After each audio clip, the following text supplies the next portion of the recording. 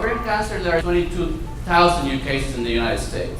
Unfortunately, 15,000 of these patients will die. So you're talking about 3/4 of the patients will die from the disease. Compare this with breast cancer. Breast cancer, obviously is 10 times bigger. The number is 200,000, but look at the mortality. Only 1/4 of these patients will die compared to 3/4 with ovarian cancer. So you have a bigger incidence with breast, but a higher mortality with ovarian cancer. We do a great job trying to make people aware of breast cancer, but I think we have to do a better job for ovarian cancer. Maybe it's not as common, but the mortality is significantly worse. It's the 5th most common cancer for women. Being number 1 lung, followed by breast, colorectal, pancreatic, and ovarian cancer here. The leading cause of death from gynecological cancers. After that, uterine and cervical cancers. And 1 out of every 70 women will, develop ovarian cancer in their lifetime. And unfortunately, less than 40% of the patients will be cured. So going back, to the mortality, the only, let's call it, quote, good thing of ovarian cancer, the patients, they live for many years with the disease. But what happens, the cancer keeps recurring. So they get treated, they do well for a year, another year, and then it keeps coming back, and again, only 40% will be cured. So patients, they go for some reason to the gynecologist, they do an ultrasound, they see a little cyst in the ovaries, and they're worried, is this cancer or not. So this is, a little diagram and a little picture of, what the ovary looks like. Most of the ovarian cancers, they develop from the lining of the ovary, which is called the epithelium. We're talking about 80% of the cancers will arise from here. The other rest will come from either the stroma, the inside part, and the germ cell tumors. We think the tumors that arise from the lining, from the epithelium, 50% of them, they are benign. So not every time you see a cyst or a tumor arising from the ovary, you have to be worried. However, you should follow up in that regard. 35%, obviously are malignant, and those are the ones that we want to take care of. So what are the risk factors? Is there something you can do to prevent this? Is there something you have to be aware of? And there are factors that will be protective, and we'll start with those. And there are factors, some of them that you cannot modify. So the factors that they're protective, patients that were on oral contraceptives for whatever, birth control pills for whatever reason, they want to get pregnant, they were having bleeding, maybe there was family history of ovarian cancer, and the gynecologist started them on hormonal treatment, and it's a protective effect because you're in a way turning off the function of the ovary, so the cells in the ovary, they don't start growing. Breastfeeding will also help the patients, and also patients that have multiple children and they got pregnant at an early age, there's a protective effect. For some reason, pelvic inflammatory disease, STDs, things like that will help to protect. And obviously, if patients had surgery in which the ovaries were removed, that's also a protective factor. The risk factors, usually we find these patients who are much older, above the age of 60. However, we're seeing patients in their 30s, in their 40s. And most of these patients, there is a genetic component, which Maxine Chan, our geneticist, will talk to you in a little bit. But this is, 5% of the cases, they have, the famous BRCA gene mutation, or, what's called the Lynch syndrome, or the HNPCC, which is the hereditary non-polyposis. But we'll discuss this into more detail later. Also, patients that have no kids, or they have very few kids, or they had the first birth, at an advanced age, that's a risk factor. And again, it has to do with the fact that the ovaries, there's activity in the ovaries that is not stopped by hormones, either through, the contraceptive medications, or, during pregnancy, the hormone environment in the body changes. So there is more progesterone instead of being so much estrogen. So there is a modification there. Obesity, again, it has been found to be related with ovarian cancer. There is a correlation between, the patients that have a very high BMI or body mass index and ovarian cancer. And the reason is because the cells, the fat cells, the adipocytes, they will transform and produce more estrogen, and this estrogen at a time will stimulate the ovaries to produce these tumors. Questionable about fertility drugs. Patients who go through in vitro fertilization, they're unable to have babies. They get very high dose of hormones. Questionable if this is a risk factor as well or not. Any questions so far, anyone? So what about screening? Is there something we can do to identify this? For breast cancer, we do a mammogram. For colon cancer, we do colonoscopies. For cervical cancer, we do a pap smear. I have patients like, well, I had my pap smear and it was normal. Why it wasn't found that I had ovarian cancer? Very important. A pap smear does not diagnose ovarian cancer. There is no way that a pap smear will. And unfortunately, there is really not a routine, effective screening method for ovarian cancer.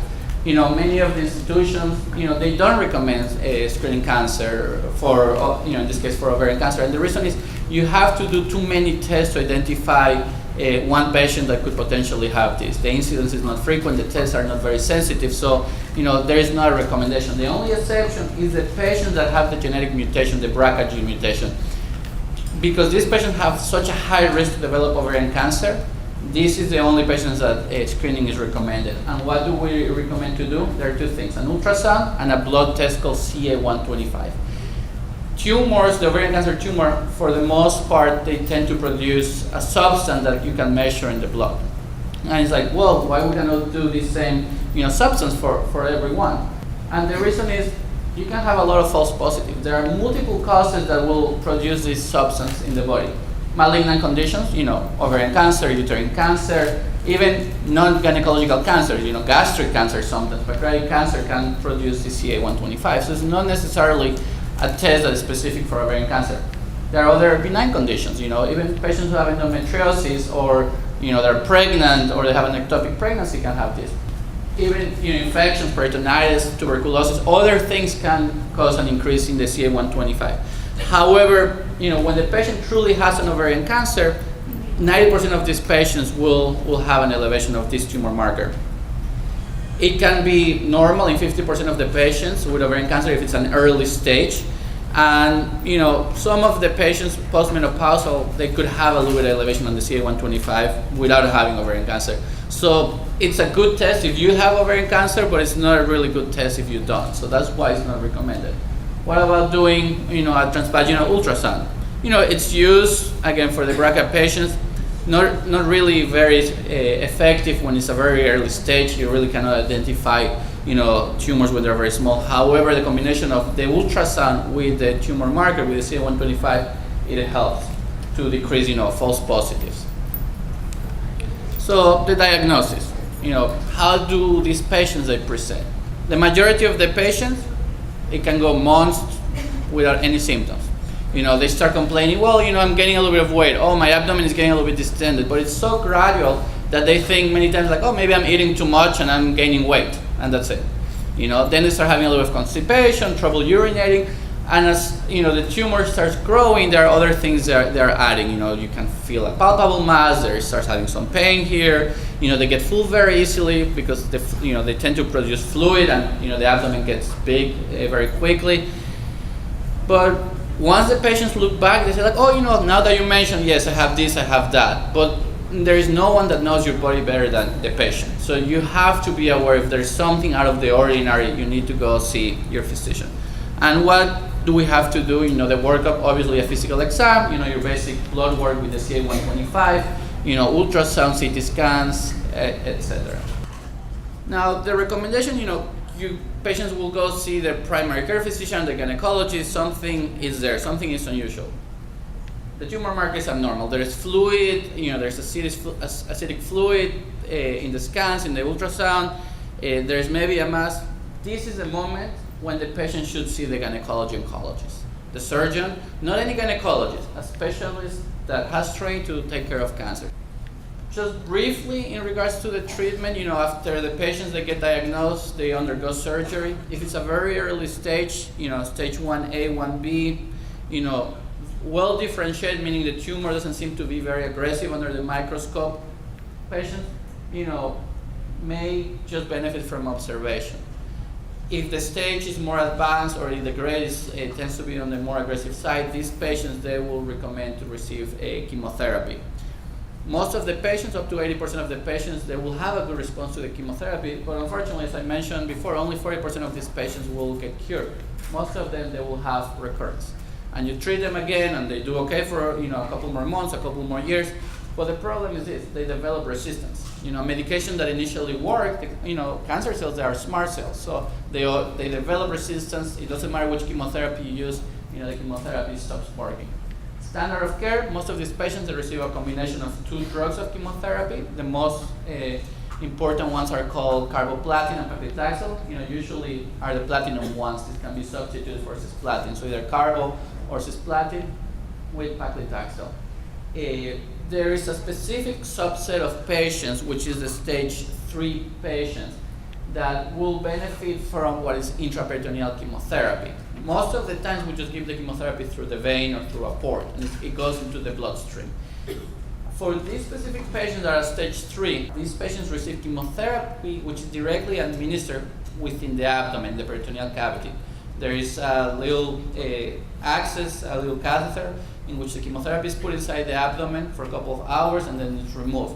And these patients will benefit from this. A lot of physicians favor this, some others they don't because of the complications. When you put fluid in the abdomen, there is risk of infections, risk of perforations, so not everybody is very excited about doing that, but it's standard of care in many institutions, and we do it here, for specific patients.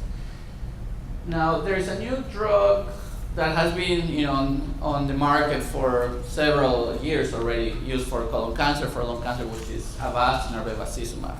There were clinical trials that show that for ovarian cancer, it helps to improve the progression-free survival. And what it means is patients will stay without disease for a longer period of time. The cancer won't come back. They receive the chemotherapy followed by a year of this medication, Avastin. So for a longer period of time, the cancer doesn't come back. However, the problem, when you see the overall survival, how long they live at the end, they live the same amount of time. So even if you are delaying the cancer from coming back, at the end, the patients will die within the certain period of time. So for, this is a $5,000 medication, a dose. So the question is should we really spend $5,000? And this is not a question for me, but it's a question for healthcare nationwide. Should we spend that amount of money if you're really not changing the survival for the patient? As I mentioned before, most of the patients receive the chemotherapy after the surgery, but in few occasions, if the cancer is too advanced or for some reason the patient is not ready to go for surgery for other medical problems, they may receive some chemo before, try to shrink the tumor, which is what we call neoadjuvant chemotherapy, and after surgery they receive more chemotherapy. And a few indications for radiation. Patients can receive radiation. Most of the times after chemotherapy has failed or if there is pain in a specific area, radiation is indicated. Very few patients will get cured, as I mentioned before, and depending how soon from the last treatment the cancer comes back, we deem these patients to be either platinum sensitive. As I mentioned before, the standard of care for this patient is either carboplatin or cisplatin, which is a platinum agent. So if the cancer comes back after 6 months from when the patient was treated, they are considered to be platinum sensitive. So patients can be treated again and again with the same platinum agent. But if it has been less than 6 months, it's considered to be that the patients are platinum refractory, meaning if you try to do again any platinum drug, it won't work. But we have other medications that work, docetaxel, Gemzar, doxorubicin, which we use in these patients, and obviously clinical trials. And just the last slide, once the patient finishes the chemotherapy, what is important for these patients to do? Obviously follow up with their physician, check the CA-125, check other blood tests, do scans on a frequent basis every 3 months or so, either CT or PET scan. And very important, we send these patients to see the genetic counselor. And not only if there is a family history, family history, there's no question patients have to see the genetic counselor. And this is breast cancer, ovarian cancer, but usually if they're young, any kind of ovarian cancer patients, we send them to see the genetic counselor because if they have the BRCA gene, Maxine will explain to you, they have risk for other cancers as well. And new drugs that are targeting specifically the BRCA gene, which is the PARP inhibitors, and the Avastin that I mentioned, and other new drugs that target the growth of new cells. We're going to really talk about hereditary cancers. Whenever I have patients and we discuss genetic testing, the biggest thing they ask is, when you do genetic testing, are the majority of cancers that we see hereditary?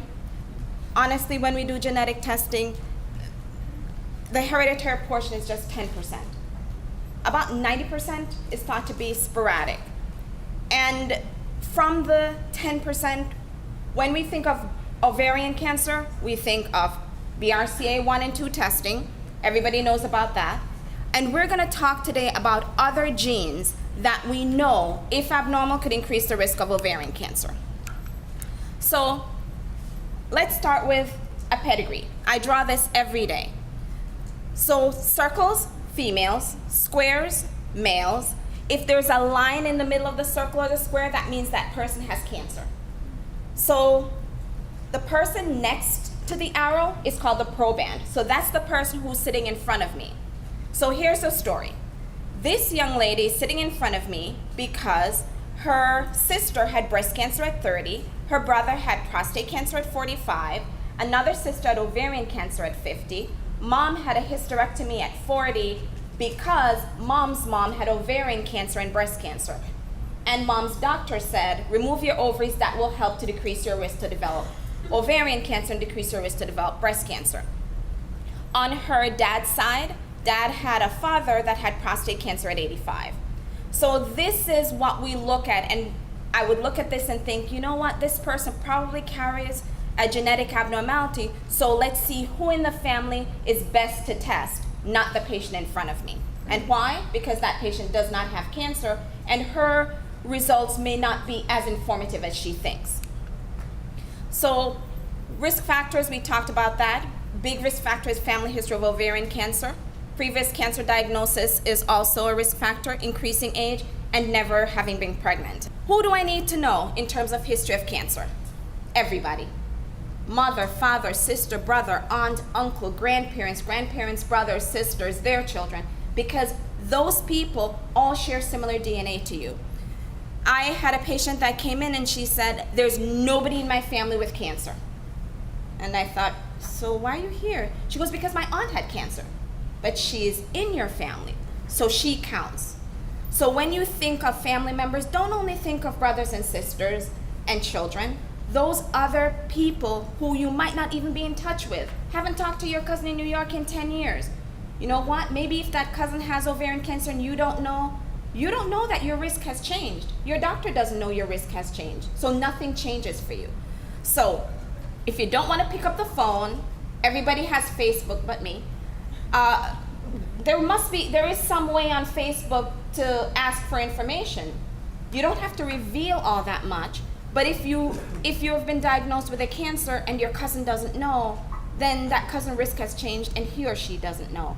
And if you share the information when somebody gets testing, that information will be important to everybody in that family. So 1990 we learned about BRCA1, 1994 we learned about BRCA2. BRCA just means breast cancer. So it's actually breast cancer gene 1 and breast cancer gene 2. Both are called tumor suppressor genes. So their role is cancer prevention. So if they work, they prevent cancer. If they don't work, they almost promote cancer growth. Specific mutations we know about. We know specific mutations exist in people of Ashkenazi Jewish descent. There are 2 sites on the BRCA1 gene that we know those mutations exist, and 1 in BRCA2. So when we know somebody is of Ashkenazi Jewish descent, that's a starting point. We also know mutations in people of Colombian descent. We know mutations in people of Bahamian descent. So as I ask family history, please don't tell me you come from America. Seriously? Unless you're Native American, maybe not. So find out from your family, where are we from? If you're from Russia and you know you're Jewish, you're likely Ashkenazi Jewish. But ask. Ashkenazi Jewish, Eastern European. Sephardic tends to be Western European. But ask just so we can make sure. I have a patient who's Bahamian with an Ashkenazi mutation. So that happens too. This is what we look at when we start to talk to patients about genetic testing. That's what the guidelines say. we need to look at. Ovarian cancer, triple negative breast cancer, that means breast cancer that's estrogen receptor negative, progesterone receptor negative, HER2 negative. Pancreatic cancer in the family, breast and ovarian cancer in the same person, that's a big giveaway. Male breast cancer, we look at prostate cancer before the age of 55, or with a high Gleason score we look at as well. So if we have somebody who's adopted, there's something built in the guidelines for that, only if they're diagnosed with breast cancer early though. Let's look at what the risk is to develop cancer if somebody carries a mutation. Look at the risk of breast cancer, look at the risk for ovarian cancer, and look at the lifetime risk of developing ovarian cancer. Those are the numbers that we can quote a patient if they carry a genetic abnormality. So if we know the family history, if we offer genetic testing and somebody with ovarian cancer is found to carry a genetic abnormality that increase their risk to develop ovarian cancer, we know that would be their lifetime risk of developing breast cancer as well. And if that person has a sister or a brother, they have an increased risk to develop cancer because they're first-degree relatives. They have a 50-50 chance. So it's getting that information and giving it to the family members. We can prevent other cancers as well. Look, there's pancreatic cancer, there's melanoma that we don't even think of. All right, testing is done by drawing a tube of blood or by swabbing the inside of your mouth or by a buccal wash. It's really simple. So let me tell you about this family. This is a typical BRCA1. Notice you see breast cancer in somebody, 34, breast cancer again at age 36. This person is again on Provan. That person has the cancer on her dad's side. There was a thought once that if the cancer is on your father's side, do not worry about it. That is not true. Half of your genes come from your dad, half of your genes come from your mom. So how can you choose which side is going to have the increased risk of cancer? This patient is an ideal patient to show because neither her mom nor dad have had cancer. However, people genetically linked to her dad have had cancer. Her dad's sister had breast cancer at 42 and ovarian cancer at 45. Her paternal grandmother had breast cancer at 52, and the grandmother's sisters, one had breast cancer, another didn't have cancer at all, but her daughter, remember I said those second cousins count, breast cancer at 50. We did the genetic testing. She carries a BRCA1 mutation, so now she knows she's at increased risk to develop ovarian cancer. She can make the decision to remove her ovaries and fallopian tubes to decrease her risk of ovarian cancer, and we can add other screening to decrease her risk of colon cancer as well. This is what a BRCA2 pedigree will look like. You notice there's prostate cancer, there's melanoma, pancreatic cancer is big in BRCA2. And the higher risk for ovarian cancer is in BRCA1, but there's also a risk of ovarian cancer in BRCA2. So 4 possible results. Positive means we found something, now we can put together a plan. Genetic variant suspected deleterious, that's like a positive. It just is saying this person has a 95% chance that this genetic abnormality is real. Negative means we did not find a genetic mutation. Doesn't change that family history. We need to go back and see what other genes could be involved. And my least favorite, a variant of uncertain significance. That means we found a genetic change. It's not positive. However, it's not negative. We need to gather more information about this particular family, and we need to follow them based on the family history until more information is found. So options, we talked, if somebody is positive, we do increased breast screening. They meet with a GYN oncologist. If they have no cancer themselves, they meet with a GYN oncologist to discuss what the options are for their ovaries and fallopian tubes. If they already have ovarian cancer, we're trying to see how we can prevent another cancer by adding screening, and then family members have the opportunity to have testing. Ovarian cancer, also genetically linked to colon cancer in something called Lynch syndrome. These are the genes we look at for Lynch syndrome, and these are mismatch repair genes, and testing for this can be done by blood or buccal wash as well. Look at the cancers that, if somebody carries a mutation in Lynch syndrome, look at the cancers they're at increased risk for. There's ovarian, colon, endometrial, brain, stomach, bowel, liver, kidney, bile duct, and there's a question now that breast cancer might be genetically linked to ovarian cancer in that syndrome. So if somebody has ovarian cancer, had BRCA testing and it's negative, we're not done, because it could be this other cancer syndrome. Here's a patient I actually saw. She came to see me because she had stomach cancer at 39. Look at the cancers on her dad's side of the family. Many. Look at the cancers on mom's side of the family. When she came in, this is the information she gave me, and all she could tell me on her mom's side is that her aunt had a female cancer diagnosed at 55. I can't guess what that could be, so I asked her to get additional information and get a pathology result for me. So I went ahead and did BRCA testing on her. BRCA testing was negative. By the time she came back, her sister had colon cancer. She had talked to me once her sister was diagnosed, and I said, make sure your sister's doctor knows this family history, because she's probably going to have colon cancer gene testing because she has colon cancer. Well, it wasn't BRCA. It was a colon cancer gene, MSH2. So if we had only done BRCA testing and thought we were done, we would have missed a gene mutation. So my patient ended up having the testing, and she carries the same mutation. But her dad had breast cancer, prostate cancer, and colon cancer, and we're doing additional testing because something else is there. We just haven't found it yet. So these are the other genes that are up and coming. People who know me probably hear me talk about Lee-Fraumeni syndrome all the time.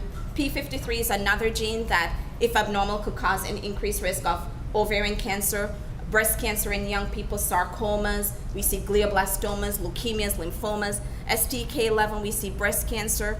We see colon cancer, ovarian cancer. We see freckling of the hands and the soles of the feet and of the lips. P10, I like this. P10, lots of benign processes. Uterine fibroids, thyroid issues, thyroid cancer. We see larger than normal head sizes. So if anybody has come to see me, I measure their heads to make sure that we're not missing something in terms of a cancer syndrome. Ovarian cancer, breast cancer, endometrial cancer. PALB2, as of 3 weeks ago, data came out on that gene. It's called the partner and localizer of BRCA2. It kind of works like BRCA2. So now we're going back to test patients that have had BRCA testing, because the data came out on this saying this looks like it could be our BRCA3 gene. So what we've been saying all along, there's BRCA1, there's BRCA2, there's something else. We know there are about 25 other genes, but this gene, this is the data that came out. Look at if somebody carries a PALB2 mutation, they have a 33 to 58% chance of getting breast cancer by age 70, and they know that there's a pancreatic cancer risk and ovarian cancer risk, but they're trying to get more information as to what that percentage is. And so this is what you need to know. Ovarian cancer may be due to other gene mutations other than BRCA1 and BRCA2. We have other genes. Patients are tested based on the fact that they meet the guidelines. If initial testing is negative, we need to look at other genes. And if you have an impressive family history and a negative test result, we need to monitor you based on the family history. And stay tuned, because in the next 3 to 5 years, there'll be lots more.